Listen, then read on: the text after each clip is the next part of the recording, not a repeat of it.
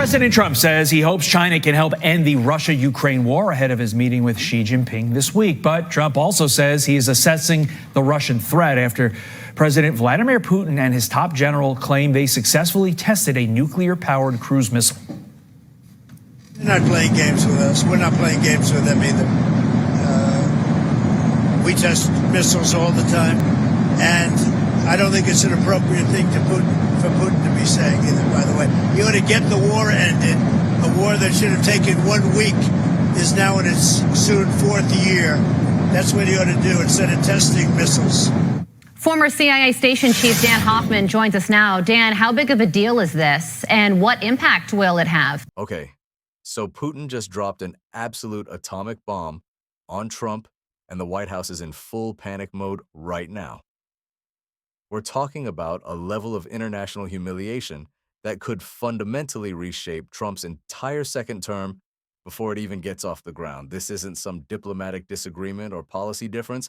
This is the Russian president publicly dismantling Trump's credibility on the world stage, exposing secret conversations, and essentially telling the entire planet that the American president can't be trusted. And the fallout from this is going to be massive, not just for Trump's foreign policy agenda, but for his relationship with Congress, his standing with NATO allies, his leverage in any future negotiations, and his entire narrative heading into the 2026 midterms. This is a full-blown crisis, and it's happening in real time.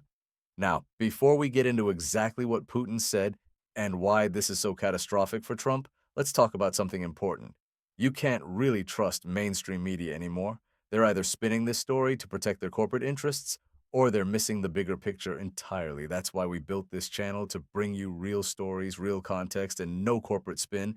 If you want to stay ahead of the headlines and understand what's actually happening in Washington, Moscow, and everywhere in between, make sure you subscribe to the channel right now. We bring the news straight to you every single day, breaking down the stories that matter without the filter. Just hit the subscribe button below to join us.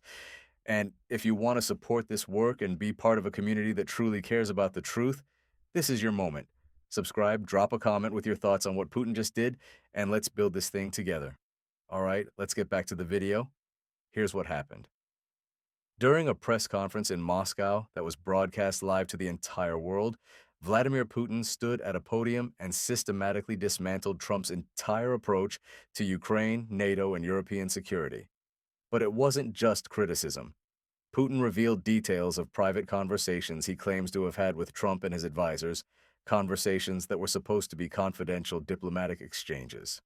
He exposed what he called Trump's willingness to negotiate away Ukrainian territory in exchange for a ceasefire deal that would effectively give Russia everything it wants. He talked about specific proposals that Trump's team allegedly floated, proposals that would have pulled American support from Ukraine, weakened NATO commitments in Eastern Europe, and essentially handed Putin a geopolitical victory without Russia having to give up anything substantial in return. And then Putin twisted the knife. He said, and this is almost a direct quote, that he doesn't believe Trump has the political strength to deliver on any promises he makes because Congress won't back him, European allies don't trust him, and his own administration is divided. Putin essentially called Trump weak, unreliable, and politically impotent on the global stage. Now, the immediate reaction from the White House was exactly what you'd expect: damage control and overdrive. Trump took to social media within hours, calling Putin a liar, saying the conversations never happened the way Putin described them, and claiming this is all Russian disinformation designed to sabotage American foreign policy. But here's the problem.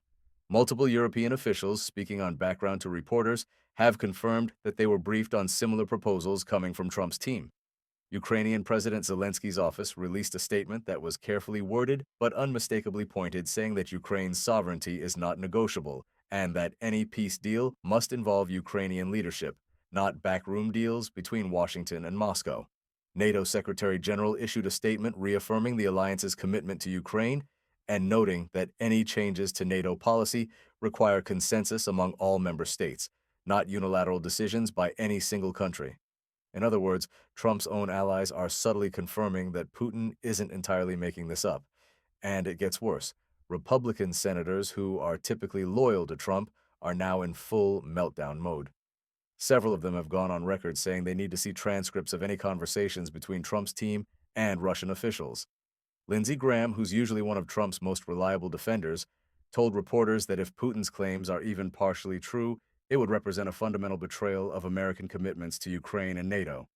Mitch McConnell, who's been quietly critical of Trump's foreign policy instincts, released a statement saying the Senate will hold hearings on this matter and that Congress has a constitutional role in foreign policy that cannot be bypassed. Democrats, predictably, are going nuclear. Chuck Schumer is already calling for a special counsel investigation into whether Trump's team violated the Logan Act or engaged in unauthorized diplomatic negotiations. The House Foreign Affairs Committee announced emergency hearings. And across the board, you're seeing Democrats frame this as evidence that Trump is compromised by Putin, that he's willing to sell out American allies for a cheap political win, and that his entire approach to foreign policy is driven by ego rather than national interest. But let's zoom out for a second and talk about what this really means, because this goes way beyond one press conference or one diplomatic spat. First, understand that Putin doesn't do anything by accident. He's a former KGB officer who's been playing geopolitical chess for decades. He didn't reveal these details because he's angry or because he made a mistake. He did it because it serves his strategic interests. And what are those interests? Simple: to weaken Trump's ability to negotiate, to drive a wedge between the United States and its European allies, to make Ukraine feel like it can't trust American commitments, and to demonstrate to the entire world that Russia still has leverage over American politics. Putin knows that by exposing Trump like this, he's making it politically impossible for Trump to deliver on any deal that might benefit Russia, which means Trump becomes useless to Putin as a negotiating partner. But it also means Trump looks weak and chaotic, which undermines American credibility everywhere. Second, this completely blows up Trump's foreign policy strategy for his second term. One of Trump's central campaign promises was that he could end the war in Ukraine in 24 hours because of his relationship with Putin. He positioned himself as the deal-maker who could bring peace where Biden failed. But Putin just took that entire narrative and set it on fire. How can Trump claim he has a special relationship with Putin when Putin is publicly humiliating him? How can he claim he can negotiate a deal when Putin is saying Trump doesn't have the political strength to enforce anything? The answer is he can't. And that means Trump's entire foreign policy credibility is now in question, not just on Ukraine, but on everything. China's watching this, Iran is watching this, North Korea is watching this. Every adversary and every ally is seeing an American president getting played by a foreign leader in real time. Third, this destroys Trump's leverage with European allies. NATO has been on edge ever since Trump won the election because of his past comments about pulling out of the alliance or not defending countries that don't spend enough on defense. European leaders have been trying to figure out whether they can trust Trump to maintain American commitments or whether they need to prepare for a world where the United States is no longer a reliable security partner. And now Putin has just confirmed their worst fears. He's essentially telling them that Trump was willing to negotiate away their security interests without consulting them, that Trump views NATO as transactional rather than as a sacred alliance, and that American guarantees under Trump are worthless. The phone lines between Washington and European capitals are absolutely lit up right now. French President Macron gave a speech today reaffirming Europe's need for strategic autonomy. German Chancellor Scholz said Europe cannot rely solely on the United States for its security. Polish officials are demanding emergency NATO meetings. The entire transatlantic alliance is in crisis, and it's Trump's fault. Fourth, let's talk about Ukraine. Zelensky is in an impossible position. He needs American military aid to keep fighting, but he also can't be seen as a puppet of Washington. Putin's revelations put Zelensky in a bind because now he has to publicly distance himself from any Trump proposals while still maintaining the relationship he needs to keep weapons and funding flowing. Ukrainian officials are privately furious. According to multiple reports, they feel betrayed by the idea that Trump's team was discussing their future without them in the room, and they're terrified that if Trump actually tries to push through some kind of deal, Congress might go along with it just to end the war, even if it means sacrificing Ukrainian sovereignty. So now you have Ukraine losing faith in American commitments, which weakens their negotiating position with Russia, which is exactly what Putin wants. Fifth, this has massive implications for the 2026 midterms. Democrats now have a gift-wrapped campaign issue. They're going to run ads in every swing district showing Putin humiliating Trump, arguing that Trump is weak on national security, that he can't be trusted with foreign policy, and that he's willing to sell out American allies for his own ego. Republicans who are up for re-election in competitive districts are going to have to answer for this. Do they defend Trump and risk looking like Putin apologists? Do they break with Trump and risk alienating the MAGA base? Either way, they lose. And moderate voters, the ones who decided the 2024 election, are going to see this as confirmation that Trump is chaotic, unreliable, and dangerous. Polls are already showing Trump's approval on foreign policy dropping, and this is only going to accelerate that trend. Sixth, let's talk about what happens next, because this story is far from over. The Senate is going to hold hearings, and they're going to subpoena records of any communications between Trump's team and Russian officials. If Trump resists those subpoenas, you're looking at a constitutional crisis over executive privilege and congressional oversight. If he complies, there's a very real chance those records contain embarrassing or damaging information that confirms Putin's version of events. Either way, Trump loses. Meanwhile, special counsel Jack Smith, who's already investigating Trump on other matters, is reportedly looking into whether any of these conversations violated federal law. The Logan Act prohibits private citizens from conducting unauthorized diplomacy with foreign governments, and if Trump's team was negotiating deals before he took office, that could be a violation. Democrats are pushing for a full investigation, and even some Republicans are saying they want answers. Internationally, you're going to see allies hedging their bets.